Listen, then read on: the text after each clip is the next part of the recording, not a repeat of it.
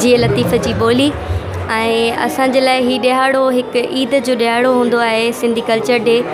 असांखे पंहिंजी क़ौम ते फ़ख़्रु आहे ऐं हीउ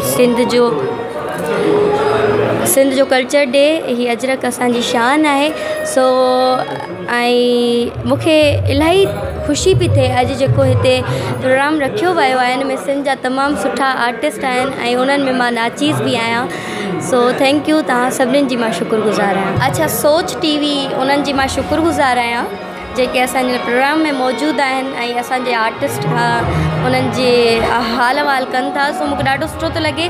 ऐं सोच टीवी जो यूट्यूब चैनल आहे, उनखे सब्सक्राइब कयो, लाइक कयो, शेयर कयो। ही जेको प्रोग्राम थियो आहे सिंध जर्नलिस्ट काउंसिल पारां तमामु बहितरीनु हिकु उन्हनि प्रोग्राम मुनक़िद कयो आहे ऐं उन्हनि खे मां मुबारकबाद बि ॾींदसि त ईअं अहिड़ो कल्चरल प्रोग्राम्स जेके आहिनि उहे थियणु खपनि। ऐं ॿियो ख़ासि करे जेको एप्रिसिएशन जे हवाले सां उन्हनि अवॉर्ड वारी अॼु उन्हनि में स्लॉट रखियो आहे, उन जे लाइ बि उन्हनि तमामु बहितरीनु क़दम आहे। उन्हनि जो पहिरियों क़दम आहे, शायदि फीमेल एंकर्स जेके आहिनि उहे उन्हनि जे लाइ मौक़ा जेके आहिनि उहे घटि हूंदा आहिनि, पर हीउ तमामु बहितरीनु क़दम आहे। ऐं ॿियो असांजे सिंध जी सकाफ़त ऐं असांजो कल्चर डे आहे, त उन जे लाइ त असांजी जेकी सकाफ़त आहे उहा हज़ारें साल क़दीम आहे।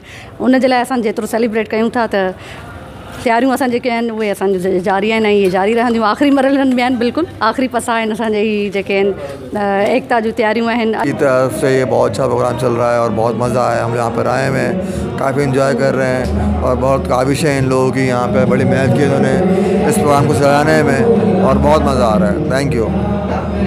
कवरेज है और ये प्रोग्राम बहुत अच्छा है और मैं समझता हूँ कि मौला करे कि ये सारे हम कल्चर डे इसी तरह ही सेलिब्रेट करें। जीअं त अॼु सिंध कल्चर डे पूरी सिंध मल्हाए रही आहे।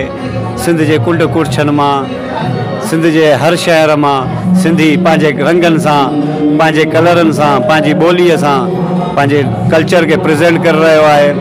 ऐं असां लाइ तमामु घणी ख़ुशी आहे त हीअ जेके ॾियारा आहिनि हीअ असां लाइ ईद जे मिसल ॾियारा आहिनि। जर्नलिस्ट काउंसिल वारनि जेका अॼु हिते मेलो रचायो आहे सकाफ़त जे ॾियारे जे हवाले सां, इहो अॼु असांजो प्राउड जो ॾींहुं आहे। हूअं ई सिंधी ईद आहे असांजी सिंध धरती वारनि जी, जिथे जिथे सिंधी ॿोली खे ॿुधण वारा ॾिसण वारा रहनि था उन्हनि सभिनीनि जी ईद आहे। त इन ईद खे भरपूर तरीक़े सां सेलिब्रेट कजे। सदाई करे मथे सिंध सुकार, दोस्त मिठा दिलदार आलम सभु आबाद करे। जीअं त असांजो हे तमामु ख़ुशियुनि जा ॾींहं आहिनि। अल्हम्दुलिल्लाह टोपी अजरक असांजो ईअं ॾींहुं आहे जीअं कोई ईद जो ॾींहुं मल्हाइबो आहे। अल्लाह जा एहसान आहिनि। ऐं असांजो ॾिसो त पूरे सिंध छा पर पूरो पाकिस्तान पर पूरी दुनिया में अल्हम्दुलिल्लाह हीअ असांजो टोपी अजरक जो ॾिहाड़ा मल्हाए था वञनि। ऐं इहा असांखे वधि में वधि इहा ख़ुशी आहे त हाणे पूरी दुनिया में असांजो टोपी ऐं अजरक असांजो पंहिंजो सकाफ़त जो ॾींहुं मल्हायो वञे थो। ऐं असां पंहिंजा नवां नवां गीत तयारु करे पंहिंजी जीजल सिंध अमड़ ते ॻायूं पिया, जेके हाणे बि ॻायासीं ऐं ॻाईंदा रहंदासीं। अल्लाह मां सम्झां थो त सिंध जी सकाफ़त वारो जेको ॾियारो आहे उहो असां सभिनी सिंधियुनि जी ईद आहे। ऐं न सिर्फ़ु सिंध में पर दुनिया जे कुंड कुर्छ में जिते जिते सिंधी माण्हू वसनि था रहनि था उन्हनि जे लाइ हीउ ॾींहुं इंतिहाई अहम आहे ऐं इंतिहाई भाग भलारो ॾींहुं आहे जीअं चइबो आहे। ऐं हिन ॾींहं खे जोश ऐं जज़्बे सां मल्हाइण जी ज़रूरत आहे। हिन ॾींहं ते वचन वरजाइण जी ज़रूरत आहे त हिन धरतीअ जो जेको असां हिते कर्ज़ु आहे उहो असां लाहियूं। हिन धरतीअ ते असांजो इहो कर्ज़ु आहे त असां हिन धरतीअ जा वारिस आहियूं ऐं हिन धरतीअ सां पंहिंजो वचन वरजाइण लाइ अहिड़े क़िस्म जूं तक़रीबूं जेके आहिनि उहे मुनक़िद कयूं। सिंध जे वाण वस्तीअ में सिंधी सकाफ़त जा रंग जेके आहिनि ख़ूबसूरत रंग उहे हुजणु खपनि। ऐं स्कूलनि खां वेंदे मुख़्तलिफ़ जेके इंस्टीट्यूशन्स आहिनि उते मुख़्तलिफ़ तक़रीबूं मुनक़िद थियणु खपनि। तक़रीबूं मुनक़िद थियनि पियूं न सिर्फ़ु सिंध में पर सॼी दुनिया में जिते अॼु सिंधी सकाफ़त जे ॾियारे जे हवाले सां तक़रीबूं मुनक़िद थियनि पियूं। इहो हिकिड़ो ॾाढो ख़ूबसूरत जेको आहे मंज़रनामो पेश करे थो सिंधी सकाफ़त जे हवाले सां। ऐं मुंहिंजे तरफ़ां मुंहिंजी टीम इलेक्ट्रॉनिक डायरी जे तरफ़ां अवां सभिनी ॾिसंदड़नि खे जेको आहे सकाफ़त जे ॾियारे जूं ख़ुशियूं मुबारक।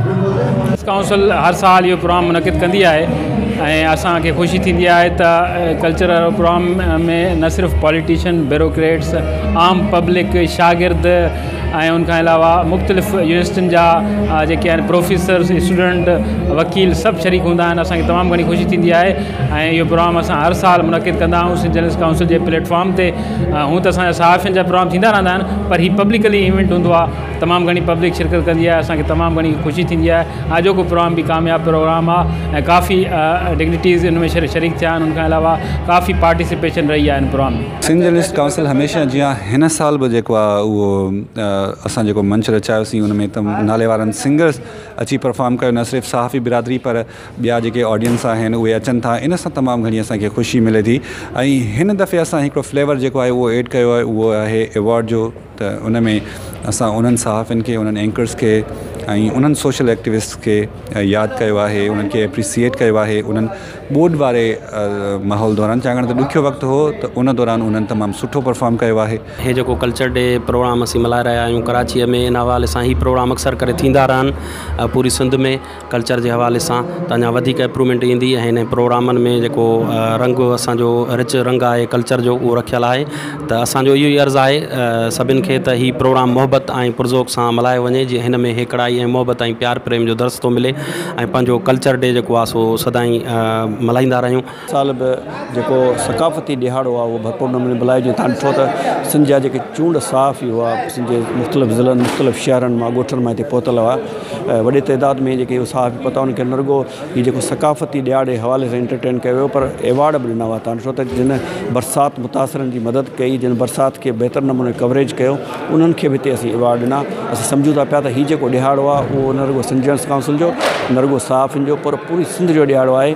जर्नलिस्ट काउंसिल हर साल जीअं हिन साल बि जेको आहे लियाकत मेमोरियल लाइब्रेरी में सकाफ़ती जेको ही प्रोग्राम कयो कलर्स ऑफ सिंध जे नाले सां, उन में असां पंहिंजी सकाफ़त खे भेटा पेश कई आहे। ऐं हिन तक़रीब में गवर्नर सिंध कामरान ख़ान टिसोरी ऐं उनखां अलावा सूबाई वज़ीर सईद गनी ऐं ॿिया जेके असांजा महिमान ख़ासि हुआ, जंहिंमें कमिश्नर कराची मुख़्तलिफ़ मुल्कनि मां डेलीगेशन जेके उहे बि असांजा महिमान ख़ुसूस हुआ।